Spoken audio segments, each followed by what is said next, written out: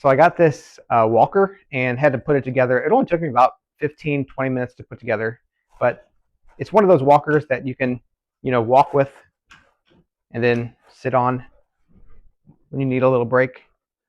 So it's useful in that regard.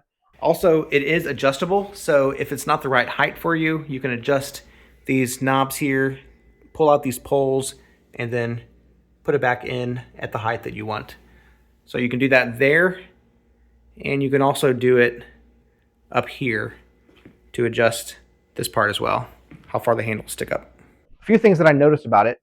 One, whenever I hold these triggers to stop it, the wheels are smooth enough that if you're on a smooth surface, it will kind of move a little bit just because the wheels don't have as much grip maybe as like, really treaded wheels might.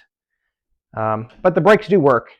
So if I'm using the walker normally and then hit the brakes, they do stop. It's just that if you're on a smooth surface, you might skid just a little bit. A couple things that I noticed that are kind of cool about this thing is that if you're resting your hands up here, there's actually wrist rests as well. I wouldn't have thought about that, but like if you're holding this, you can just kind of lay your hands on there too. Just kind of rest your hands. That's kind of cool. There's a backrest too.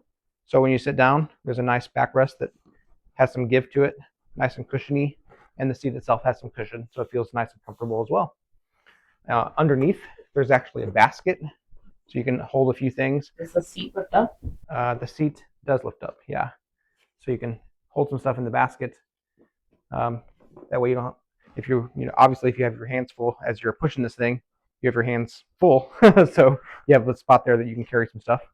So that's nice. When you're ready to sit down on this thing, all you have to do is push these handles down, and that locks that wheel. So you do that to both sides. Now it's locked, so you can sit down easily. It's not going to roll around on you. Yeah, seems like a good walker sitter though, so I would recommend it.